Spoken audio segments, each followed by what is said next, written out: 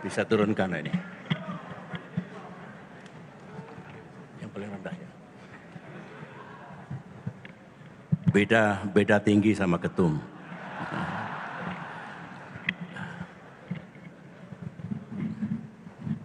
Bukan ini ya. Bukan panjangnya, turunnya gitu. Udah nggak bisa ya.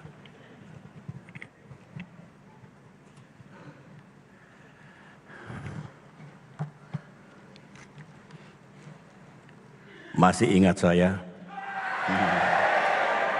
Alhamdulillah.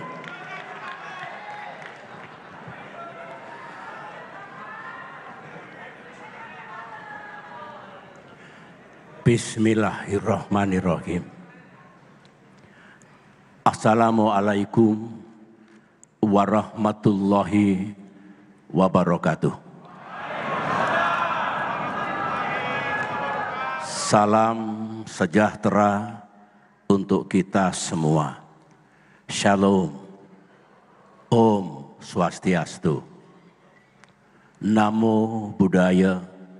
Salam kebajikan. Yang saya cintai, Ketua Umum Partai Demokrat beserta para pemimpin dan kader Demokrat di seluruh tanah air yang saya banggakan.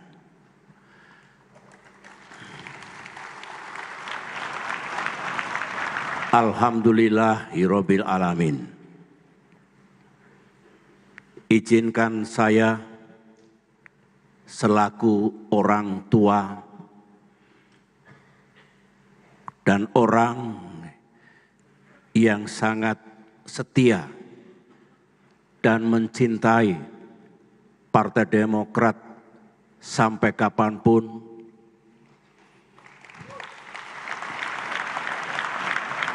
untuk menyampaikan perasaan, isi hati, dan pikiran-pikiran saya kepada saudara semua dan kader Demokrat dimanapun berada, agar perjuangan Partai Demokrat ke depan mendapatkan kekuatan, jalan, dan kemudahan dari Allah Subhanahu wa Ta'ala, Tuhan yang Maha Kuasa, sehingga Demokrat beserta para kadernya memiliki masa depan yang lebih indah dan lebih baik. Saya mulai dari kembali rasa syukur kita kepada Tuhan yang Maha Kuasa.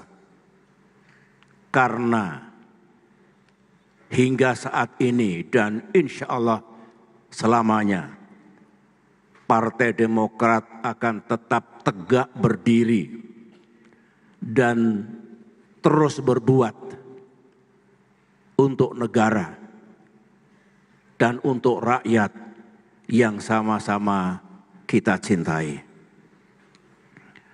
Sama dengan Ketua Umum tadi, saya juga ingin mengucapkan terima kasih kepada seluruh kader Demokrat yang masih tetap setia, tetap teguh,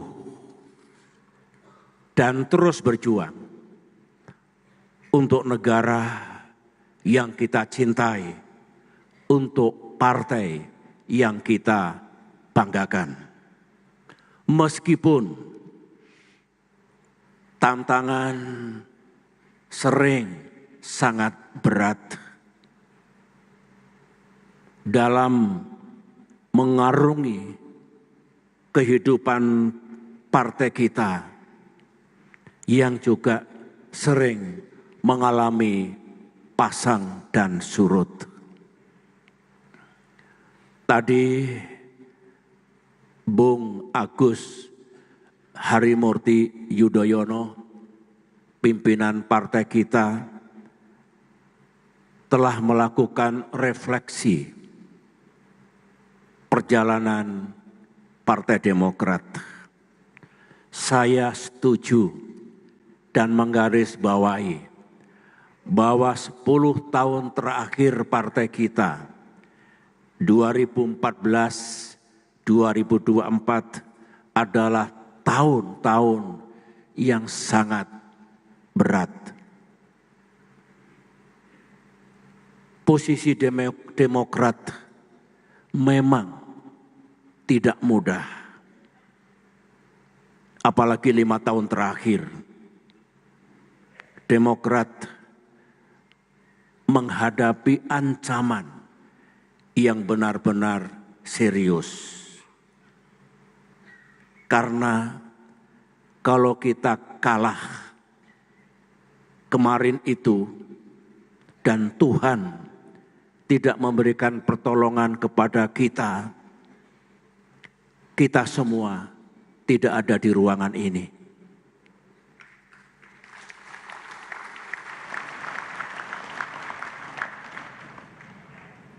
Tuhan Maha Besar. Kita tidak menyerah. Kita berani menghadapi tantangan dan melawan ketidakadilan, kezoliman, sebuah kekuatan, bukan hanya orang, kekuatan yang secara ilegal dan secara amoral ingin merebut kepemimpinan partai yang sah, yang memiliki kedaulatan penuh untuk memimpin partai kita. Yang menjadi keprihatinan saya selaku orang tua yang pernah mengabdi 30 tahun sebagai prajurit untuk mempertahankan kedaulatan dan kepentingan nasional Indonesia, yang selama 15 tahun berada di wilayah pemerintahan untuk berbuat yang terbaik bagi bangsa dan negara kita. Kita harus menghadapi aksi-aksi buruk oleh pihak tertentu yang sangat dekat dengan pusat kekuasaan. Tidak pernah terbayang dalam pikiran saya hal itu terjadi. Memang sangat melelahkan dan mengganggu keseluruhan agenda partai, termasuk pelaksanaan musda dan muscap, mengganggu konsolidasi partai dan kesiapan kita menghadapi pemilu tahun 2024 yang lalu. Bisa dimengerti kesulitan partai kita untuk mengajak putra-putri bangsa bergabung dan berjuang bersama Partai Demokrat, karena banyak yang takut, karena cemas kalau Demokrat justru tidak bisa mengikuti pemilu 2024 yang lalu karena status hukumnya yang masih berusaha untuk didongkel oleh pelaku-pelaku kejahatan politik itu hingga dekat dengan pelaksanaan pemilihan umum.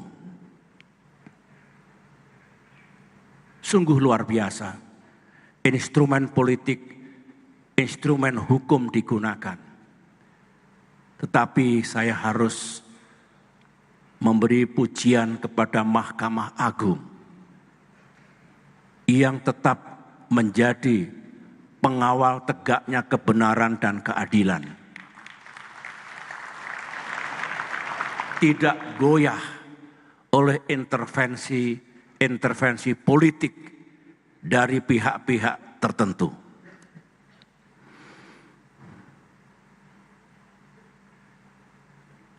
Oleh karena itu,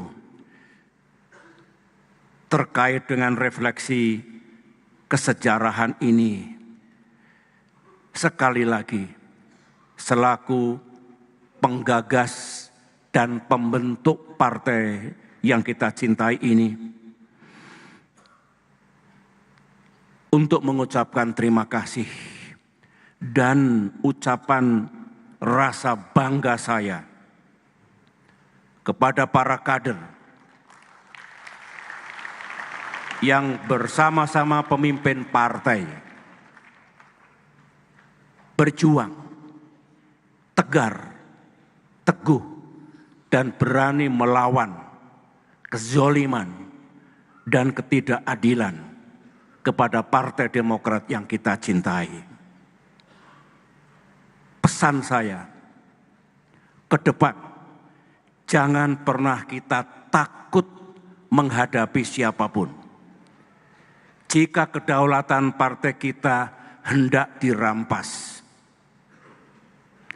jika kita harus menegakkan kebenaran dan keadilan di negeri ini. 10 tahun saya memimpin negeri ini dengan dukungan penuh Partai Demokrat, tidak pernah terlintas dalam pikiran saya, apalagi melakukan cawe-cawe dan intervensi buruk untuk merampas kedaulatan sebuah partai.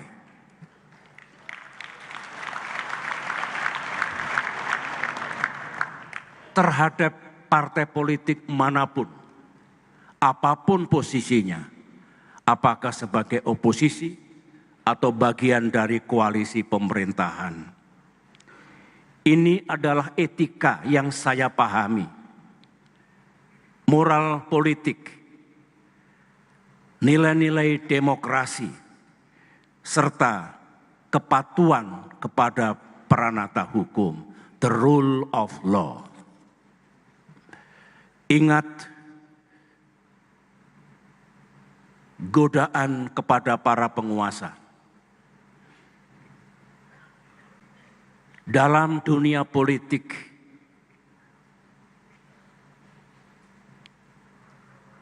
penyalahgunaan kekuasaan atau sering disebut abuse of power adalah dosa terbesar.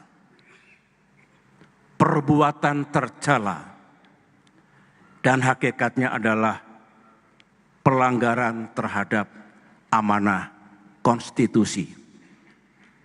Jangan pernah ada kader Partai Demokrat yang melakukan dosa besar seperti ini. Para kader yang saya cintai, masa-masa berat dan hari-hari gelap karena mendung hitam menggantung dulu, kini telah berlalu.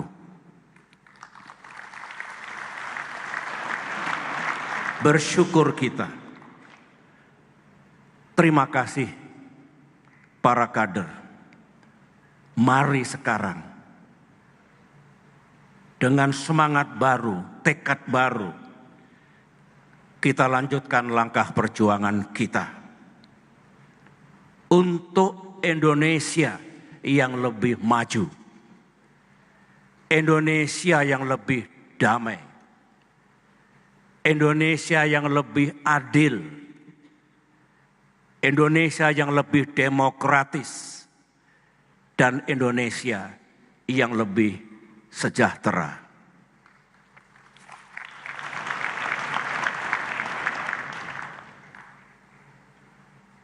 Juga perjuangan partai untuk berbuat yang terbaik bagi rakyat kita. secara internal perjuangan terbaik bagi Partai Demokrat yang kita cintai. Para kader, sebagai kader partai politik nasional, pada kesempatan yang baik ini saya juga ingin berbagi dengan para kader sekalian untuk memahami perkembangan situasi dunia dan sekaligus situasi nasional Indonesia. Saudara harus paham perkembangan global terkini yang akan berimplikasi, berdampak pada perkembangan di tanah air kita. Untuk diketahui, setiap hari saya mengikuti dan menyimak perkembangan pada tingkat dunia. Every single day. Di samping itu, alhamdulillah, saya juga masih aktif untuk bersama-sama dengan pemimpin dunia, mantan pemimpin dunia, di berbagai forum, di berbagai tempat, dengan tujuan agar dunia kita ke depan lebih baik. 3 tahun terakhir ini, karena banyak yang sudah bertahun-tahun tidak bertemu saya tidak bertemu dengan para kader. Sebagai laporan saya, di samping terus menjadi orang tua untuk partai ini, saya memang masih tetap aktif, masih tetap peduli, masih menyampaikan pikiran dan pandangan saya di berbagai forum. Di Berlin, Jerman Barat, ikut mendiskusikan bagaimana situasi dunia ketika terjadi perang di Ukraina dan ketika ekonomi global sedang mengalami goncangan. Di Riyadh, Saudi Arabia, saya diajak juga untuk bagaimana membangun ekonomi di Timur Tengah yang berkelanjutan, seraya menjaga kelestarian alam. Di Kuala Lumpur, kita berdiskusi bagaimana ASEAN tetap relevan dan berkontribusi bagi kawasan Asia, bahkan dunia. Di San Francisco, kita berbincang-bincang memastikan peperangan dan kekerasan berkurang dan tidak terjadi kejahatan perang ataupun crimes against humanity. Di New York, saya diajak, alhamdulillah, untuk ikut memerangi malaria sedunia bersama Bill Gates dan lain-lain sahabat saya. Dan lebih jauh lagi meningkatkan the quality of life manusia sedunia. Minggu depan insya Allah saya akan berangkat ke Tokyo karena ada beberapa konferensi yang akan membahas perkembangan terakhir dunia yang menurut banyak pihak mencemaskan dan berbahaya. Dari apa yang saya sampaikan ini, dengan apa yang saya ikuti setiap hari, saya ingin menyampaikan ringkasan atau kesimpulan apa yang akan terjadi di dunia kita yang akan berimplikasi pada situasi di negara kita. Pertama, sebenarnya ada semangat dan tekad dari tokoh-tokoh dunia yang saya aktif di dalamnya untuk mencegah dan mengatasi peperangan di dunia. Mencegah dan mengatasi gejolak perekonomian global yang juga berdampak pada ekonomi kita. Mencegah dan mengatasi krisis lingkungan yang disebut dengan climate disaster. Juga upaya memerangi kemiskinan dan ketimpangan di seluruh dunia. Ini sebuah langkah positif. Ini good news. Tetapi tiba-tiba setahun terakhir ini terjadi pemburukan situasi dunia. Contoh, intensitas perang dan kekerasan makin meningkat di Timur Tengah, di Ukraina, di Afrika. Geopolitik makin memanas, yang setiap saat bisa menyulut terjadinya perang terbuka. Di Asia Timur, Asia Tenggara, di Eropa, di Timur Tengah sendiri, di Afrika. Nah, yang terakhir, 2-3 bulan terakhir, dengan terpilih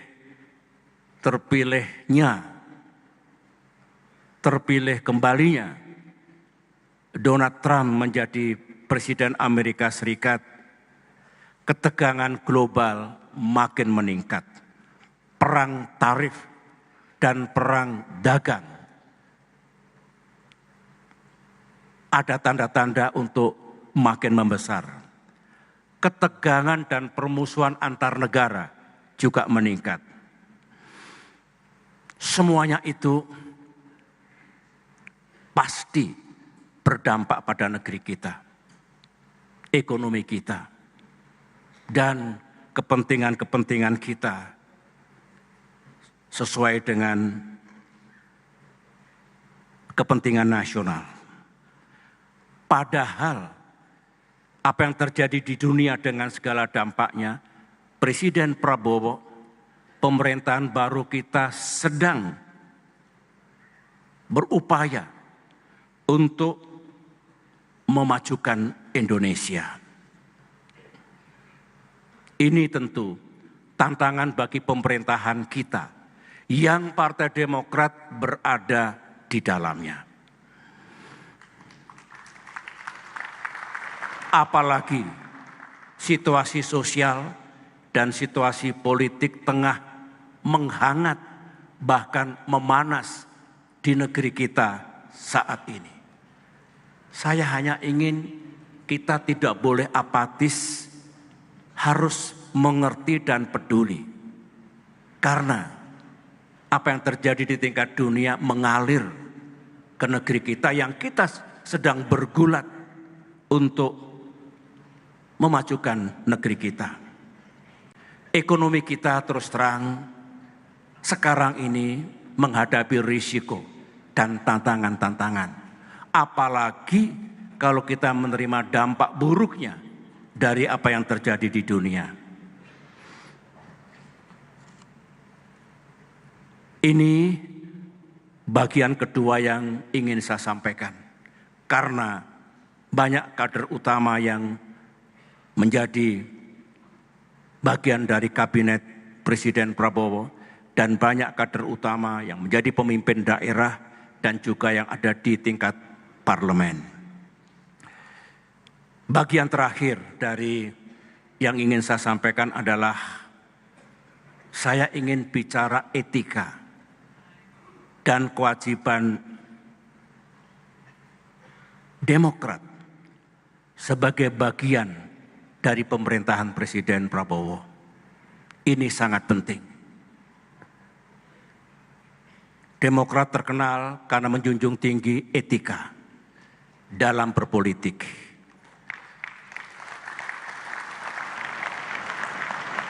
Saat ini Demokrat berada dalam pemerintahan Presiden Prabowo. ini domain pemerintahan. Tunduk pada sistem, etika, dan tata pemerintahan. Harus mengerti kita. Yang pertama, kini Demokrat juga berada dalam koalisi politik pemerintahan Presiden Prabowo yang disebut dengan Koalisi Indonesia Maju. Ini domainnya domain politik, rujukannya etika dan kelaziman ketika kita berkoalisi. Terkait dengan hal ini yang saya anggap sangat fundamental, karena rakyat ingin melihat seperti apa Demokrat menempatkan diri ketika berada dalam pemerintahan dan dalam koalisi pemerintahan Presiden Prabowo. Yang saya sampaikan ini adalah pikiran saya yang ternyata klop dengan pikiran Ketua Umum AHY dan para petinggi partai yang sering kita diskusikan. Dalam kaitan pemerintahan Presiden Prabowo, Demokrat harus sungguh-sungguh dan all out untuk menyukseskan pemerintahan Presiden Prabowo. Seperti tagline Kongres ini. Wajib, ini etika. Tentu sesuai dengan visi, prioritas dan agenda yang telah ditetapkan oleh Presiden kita. Sebagai bentuk loyalitas dan dukungan penuh Partai Demokrat, kita harus mengawal pemerintahan Presiden Prabowo untuk memastikan upaya peningkatan kesejahteraan rakyat yang pemerintah inginkan dan memajukan Indonesia yang juga pemerintah tuju itu betul-betul sukses. Yang semua upaya pemerintah itu tentu sesuai dengan konstitusi, sistem ketatanegaraan, dan sistem pemerintahan yang berlaku, serta menjalankan prinsip-prinsip good governance. Dan kita kawal agar yang dilaksanakan pemerintah untuk memajukan Indonesia kita sesuai pula dengan harapan dan aspirasi rakyat Indonesia. Harapan dan aspirasi mayoritas rakyat Indonesia yang memberikan mandat kepada Presiden Prabowo yang sekarang memimpin pemerintahan yang Demokrat ada di dalamnya.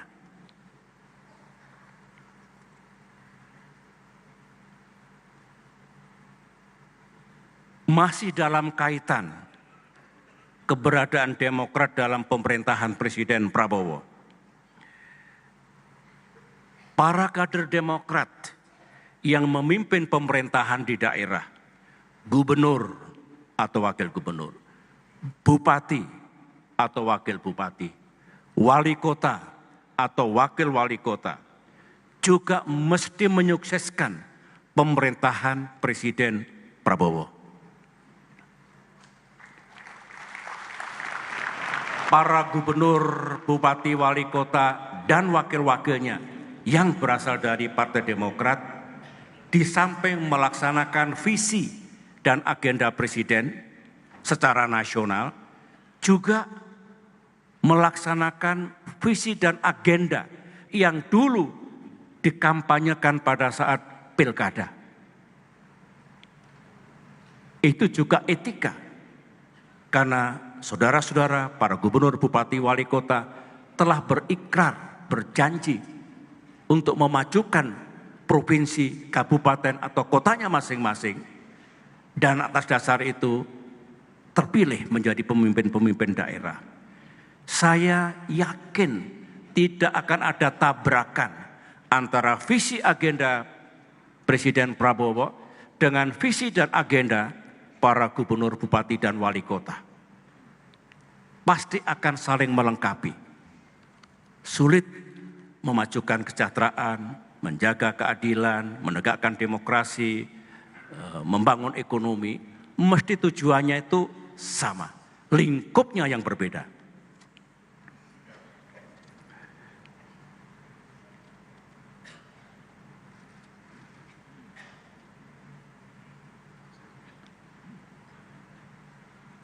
Kita juga perlu memastikan dalam konteks pengawalan tadi, agar semua agenda pemerintah termasuk keberadaan Danantara yang hari ini telah diluncurkan oleh Presiden kita kawal, kita pastikan semua benar-benar, saya ulangi, semua benar-benar untuk kepentingan rakyat, for the people. Kepentingan seluruh rakyat, bukan kepentingan sebagian rakyat. Ini etika yang harus kita junjung tinggi bagi Partai Demokrat sebagai bagian dalam pemerintahan Presiden Prabowo. Nah, sekarang bagaimana etika kita dalam koalisi Indonesia Maju? Demokrat harus berketetapan, do your best. Koalisi itu yang dituju bukan hanya kesamaan sikap dan posisi politik, common ground, common position, tetapi juga sebenarnya tekad koalisi untuk menyukseskan pemerintahan Pak Prabowo, kesediaan koalisi untuk terus menjaring dan mendengarkan harapan serta aspirasi rakyat. Jadikan satu nafas, sukseskan pemerintahan Presiden Jokowi, dengar. Ulangi, saya ngomong apa tadi? Ini namanya slip of the tongue. Saya ralat. Ini ada pers di sini, saya ralat. Presiden Prabowo Subianto. Pak Jokowi sudah pensiun, seperti saya. Sudah ada presiden baru, namanya Prabowo Subianto.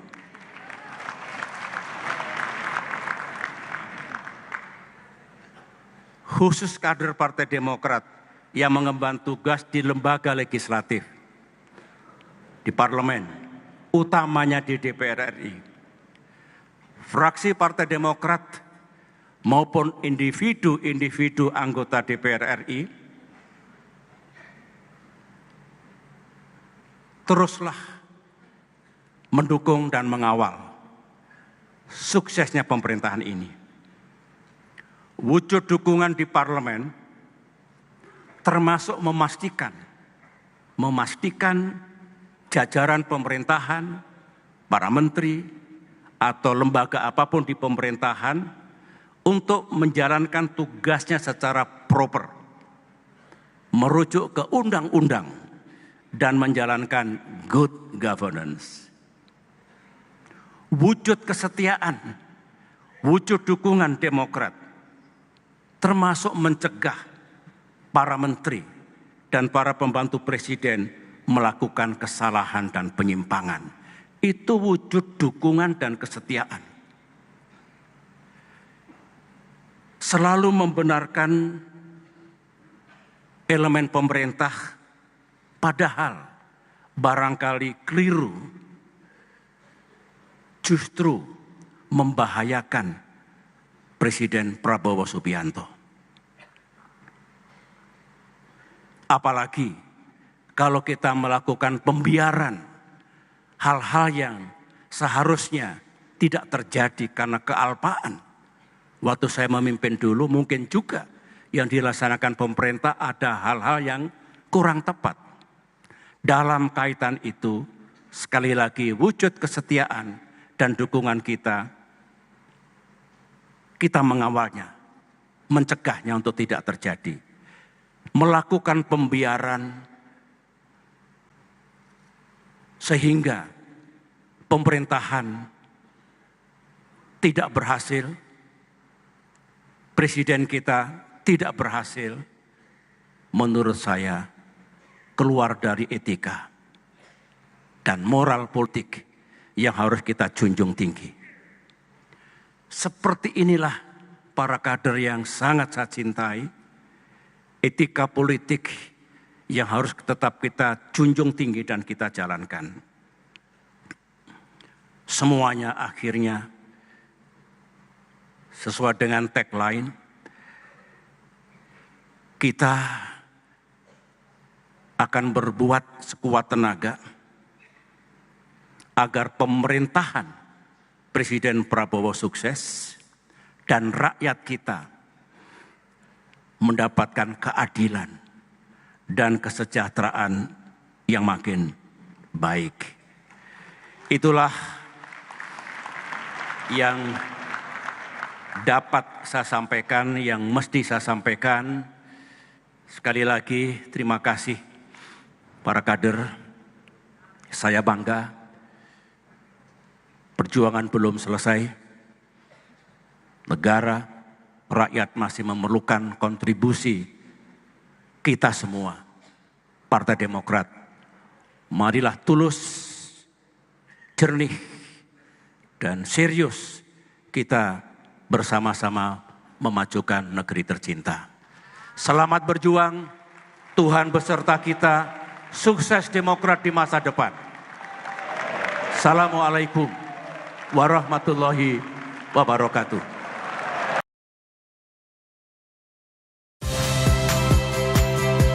Saya Friska Clarissa. Saksikan program-program Kompas TV melalui siaran digital, pay TV, dan media streaming lainnya. Kompas TV, independen, terpercaya.